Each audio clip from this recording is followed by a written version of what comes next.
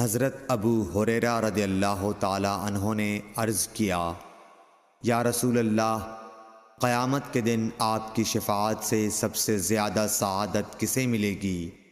تو رسول اللہ صلی اللہ علیہ وسلم نے فرمایا، اے ابو ہریرہ، مجھے یقین تھا کہ تم سے پہلے کوئی اس کے بارے میں مجھ سے دریافت نہیں کرے گا، کیونکہ میں نے حدیث کے متعلق تمہاری حرص دیکھ لی تھی۔ سنو، قیامت کے دن سب سے زیادہ فیضیاب میری شفاعت سے وہ شخص ہوگا جو سچے دل سے یا سچے جی سے لا الہ الا اللہ کہے گا۔ صحیح بخاری